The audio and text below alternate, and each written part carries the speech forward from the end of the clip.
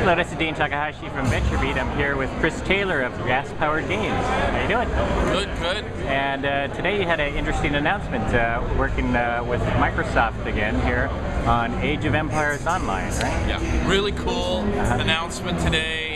We've had this secret for a little while that we've been working on the game, and today we're finally able to announce. And not only are we working on the game, we've now moved into the lead developer role on the game. And it's tremendous. I mean, it's a great game. It's 25 million copies sold of the Age of franchise today, so a tremendous responsibility for Gas Powered Games to work on this title and to be responsible for this game. So it's already been in the works for a couple of years. I guess Robot Entertainment had started the development, right? And they announced last year that the game was coming, I guess. So these guys are basically transitioning out, and you guys are moving in to lead the game. Right. That's a good way to look at it, and they've done incredible work. We're thrilled. The design is brilliant. When I first looked at the game, I said to myself, why didn't I think of this? RTS online. The thing is real-time strategy. Yeah. Everything's going online in one way or the other, and this game just takes a lead role out there for RTS games. So it's pretty awesome. Pretty awesome. And yeah, I guess it's really like a free-to-play kind of game, right? Yeah, and not only that, if you haven't heard how the business model works, it's you've got civs that you get to play for free, and then we have additional content that you can purchase, but the amount of hours you get right out of the gate, and then there's new civs that launch, and those are also free to play as well, so pretty darn cool. And so you're going to start with a couple of civilizations like Greeks and Egyptians at first, correct, right? Yes. And then over time you're going to keep enhancing this, right? You're going to keep adding to it? Right, and there's so many places. If you look at the way the game works, you have there'll be content that comes out that enhances the existing civilizations. There's new civs, what we call boosters, new gear, and pretty much at every level. And of course, all the while, there's tweaks that are going into the engine, fan and community feedback that we take to make changes. So it's happening at every level in the game.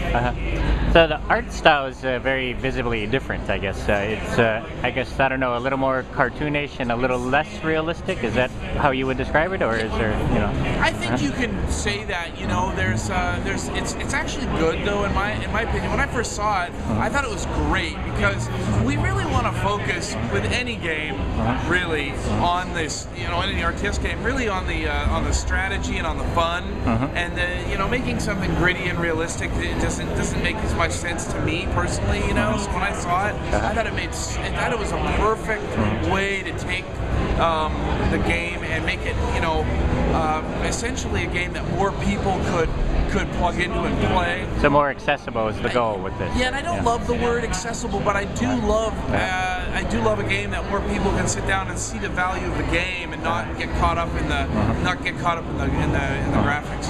Then how do you keep the hardcore gamers interested in something like this? If they're used to getting those big games on the discs or whatever, I guess. Well, there's so much in here for the traditional fans of the franchise to love here. I mean, what we did is really took, and I got to give credit where credit's due here.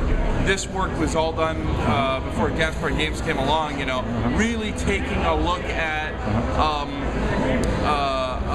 the franchise and taking the best parts of it and rolling it up into Age Online. Cool. And yeah, I guess once you launch something like this, then you're just going to have regular content rollouts, and sort of like expansion packs or something like that, or? Yeah, we call it. Generally speaking, they're content packs. We have new civs, we have boosters, we have other packs that boost, that give you things to do in your capital city, and there might be modes of gameplay, things that enhance existing parts of the game, new additions to add features nobody's ever heard of before. And we're not talking about once a year kinds of upgrades. No. Like literally on like it could be every month or two. There could be updates that go out, every week. And it's really a live team approach. And I guess when you heard that they were going, say, free to play with it, was that an interesting thing to you yourself? Because I mean, the industry is really shifting from under everybody right now. That you know, this new kind of business model is really taking over in some ways. I think it's exciting. I think this. Okay, so the old model. Hey, where's your $50, right? Otherwise, you have to play. You get the demo, and the demo's nerfed down. This is a full deluxe game, free to play, with the new content, the new civs that come out, also free to play. It's not like you just get the first two and then you got to start paying. No way. They're all free as well. So what that means is that literally millions upon millions of people can get the full experience without spending a penny. And that's really important to where our business is going. Cool. Well, hopefully you get enough people to dish out their wallets too and pay. So gotta feed the family and all that, right? So, cool. Thanks a lot, Chris. Appreciate it.